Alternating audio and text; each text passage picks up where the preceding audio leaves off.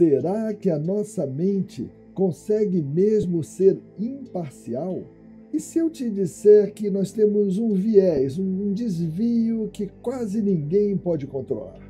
Pare, respire e vamos conversar. A nossa mente pode nos enganar, mesmo quando a gente acha que está sendo justo. Você acha que está sendo justo, e pode estar sendo enganada pela sua mente. Hoje nós vamos falar disso, de um viés poderoso da mente humana, o viés do nós contra eles. E esse viés explica grande parte da polarização que nós vivemos hoje no mundo. Vamos entender isso melhor? Olha, eu quero começar te contando uma história que aconteceu numa orquestra. Foi na Filarmônica de Munique. Eles faziam testes para músicos sempre. Uma vez eles falaram, vamos ser imparciais. Colocaram uma cortina na frente dos músicos, dos maestros que estavam julgando, e por trás da cortina as pessoas iam lá para tocar o instrumento. O instrumento do teste seletivo era o trombone. Então era um teste chamado teste cego, para ser imparcial. Eles ouviam e não viam quem estava tocando. Mais de 30 músicos se apresentaram e apareceu um vencedor, por unanimidade. E quando eles foram descerrar a cortina, abrir a cortina, era Abby Conant, ou Abby Conant, não sei como se falava o nome dela, era uma mulher. Eles ficaram muito surpresos, porque eles acreditavam sinceramente que mulher não tinha pulmão, não tinha condições de tocar tudo. Ficaram estarrecidos, houve uma resistência grande, não queriam deixar que ela sumisse, acabou em briga na justiça. Por que isso aconteceu? Isso aconteceu pelo mesmo motivo que um professor tem a preferência por um aluno que é tão bom quanto os outros, mas ele é do mesmo time do professor. Ou que o vendedor tem a preferência por um cliente que tem a mesma condição, o mesmo poder aquisitivo dos outros, mas pelas roupas daquele cliente. Ou quando um recrutador, uma empresa, prefere um candidato específico, porque ele fez o segundo grau na mesma escola que ele. Mas não quer dizer que eles tenham tomado essa decisão. Eles não perceberam essas preferências. Eram preferências inconscientes. Isso se chama viés inconsciente. Isso acontece conosco, tá? Isso é natural, isso é uma característica humana. Para entender um pouquinho melhor, a gente poderia entender o que o psicólogo Daniel Kahneman, se eu não me engano, ele foi prêmio Nobel de Economia, ganhou um prêmio grande na economia. Ele descreveu isso no livro dele chamado Rápido e Devagar. Ele mostrou que muitas vezes a nossa mente decide até mesmo antes da gente perceber. Quando a gente percebeu, ela já decidiu. E isso não é uma falha de caráter. É simplesmente o jeito que o nosso cérebro funciona. Segundo ele, segundo Kahneman, nós temos dois sistemas. Um rápido, automático, que reage no impulso. E um mais lento, reflexível, que raciocina com calma. Rápido e devagar. O problema é que o rápido costuma assumir o volante da nossa vida, às vezes, antes da gente perceber. E às vezes é importante pisar rapidamente no freio quando vê uma criança passando na rua, perceber rapidamente alguém que vem numa expressão muito agressiva, que pode te agredir.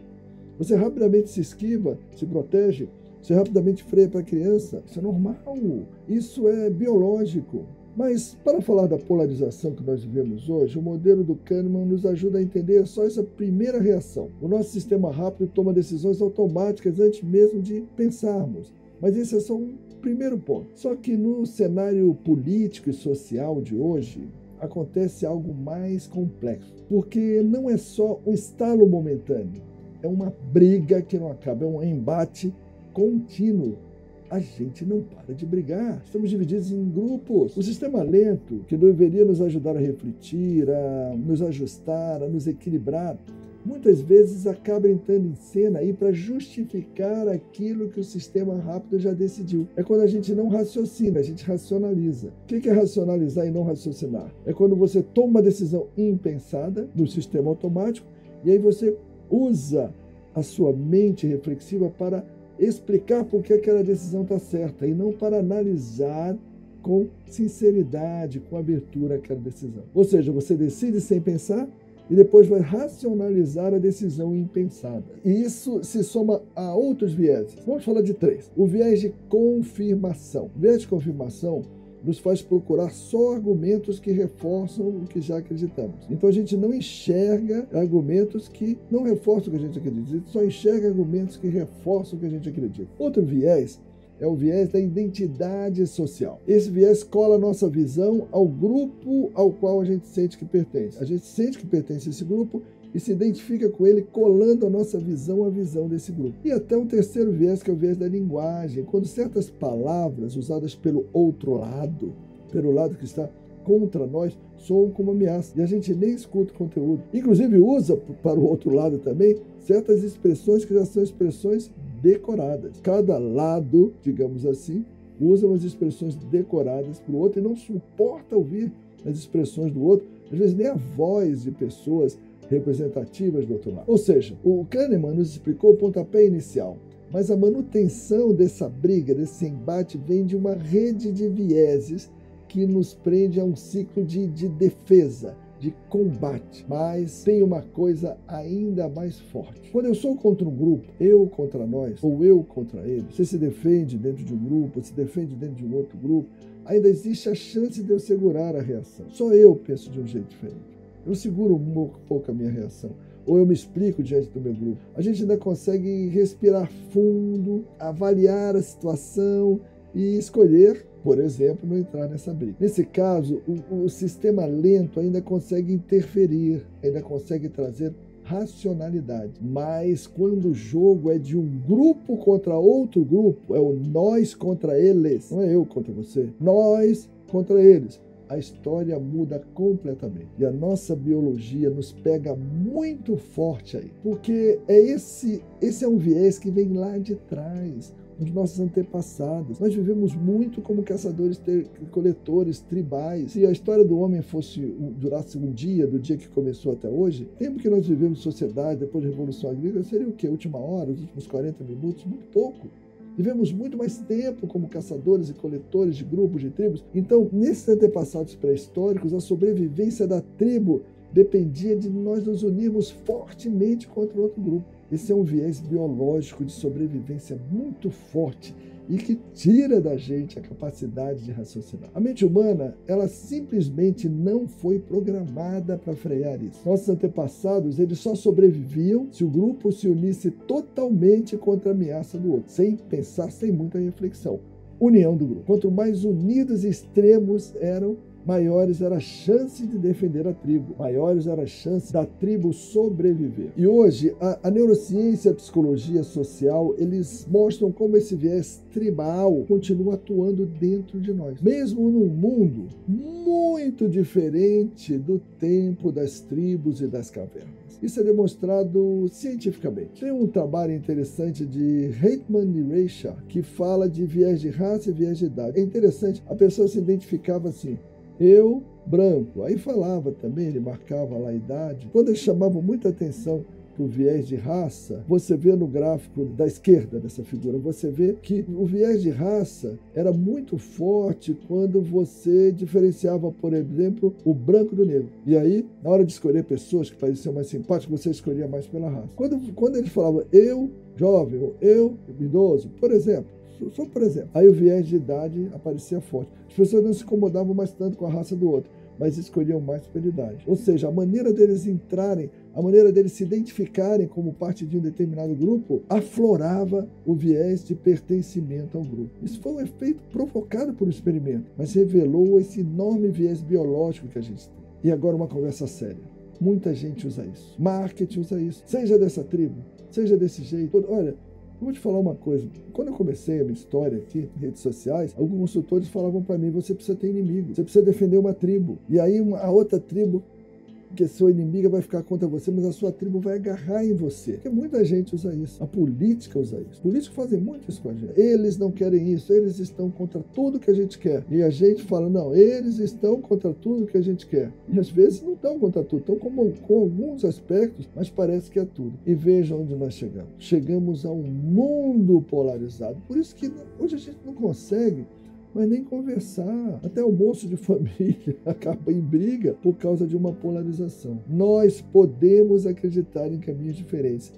Quem me conhece intimamente, sabe que eu tenho posições, formas de pensar a respeito de política, sociedade. Eu tenho, mas eu não comento isso aqui. Porque senão o que vai acontecer? Metade vai me odiar, do jeito que a gente está hoje, e metade vai me seguir de uma forma quase que fanática, e não é isso que eu quero ajudar pessoas em geral. E a gente pode acreditar em caminhos diferentes, mas não conseguimos nem ouvir a voz um do outro, tem algo errado aí. Tem um estudo interessante que mostra isso, que é um estudo de Smith colaborador. Nesse estudo, ele fez algumas intervenções. Numa, que você vê nessa primeira figura, você tinha um grupo que era um pouquinho contrário a uma determinada ideia, moderadamente contrário, e o grupo debateu entre si. E depois do final do debate, eles ficaram mais extremos ainda contra aquela ideia. Reforçaram o conceito de grupo e se posicionaram mais fortemente ainda. Todos eram moderadamente contra, no final ficaram todos fortemente contra. Nesse outro experimento, aqui nessa outra intervenção, grupos A a F. Então você vê 4 grupos em vermelho que eram moderadamente contrários a uma opinião.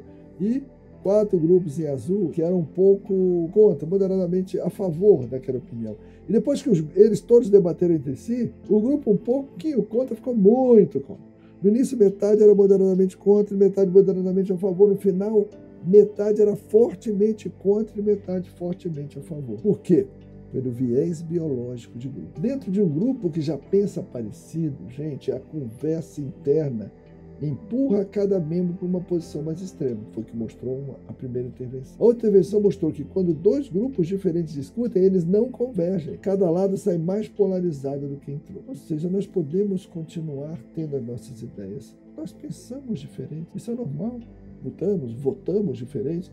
Mas como nos curar do exagero, da doença? Eu vou falar de 3 coisas que podem ajudar, que podem ser o começo. A primeira se chama exposição consciente à diferença. O que é isso? Procurar contato real e respeitoso com pessoas de outros grupos e ver que são pessoas humanas como nós. Conhecê-las melhor, ter um contato humano com elas. Isso ativa áreas cerebrais ligadas à empatia. E aos poucos pode ir reduzindo a reação automática de ameaça. A segunda coisa é a moderação na linguagem. Parar de chamar as pessoas do outro grupo por apelidos. Na verdade, apelidos nada carinhosos. Todo grupo que está todo grupo polarizado chama o outro de apelidos nada carinhosos. Um grupo tem um monte de nomes, outro grupo tem um monte de nomes e ficam se xingando desses nomes. Vamos substituir os rótulos e generalizações por histórias pessoais e humanas. São pessoas como nós. O fulano que pensa dessa maneira, talvez ele pense por causa disso, eu não concordo com ele, mas você começa a vê-lo como humano. Se você tiver uma convivência humana com ele, vai ficar até um pouco mais fácil. Essa prática, substituir rótulos e generalizações por histórias pessoais e humanas, ela vai reconfigurando os atalhos mentais que reforçam a separação, aos poucos. Então, convivência mais humana, moderação na linguagem. E a terceira via, que é a melhor de todas, é buscar a metacognição, ver a sua mente de fora. Tem um macaquinho que é pego por uma armadilha no coco, bota uma castanha dentro do coco, um orifício no coco, o coco está preso no lugar, ele passa a mão pelo coco infuso, pega a castanha, mas com o punho fechado ele não consegue sair do coco. É simples para ele sair dali? É simples, basta abrir a mão. Mas é fácil?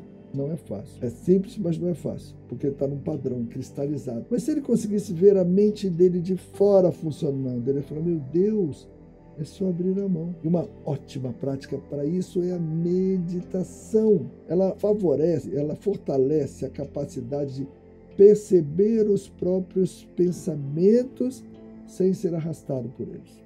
E isso nos permite observar a mente em funcionamento. E nesse espaço de consciência, a gente pode escolher não reagir no automático.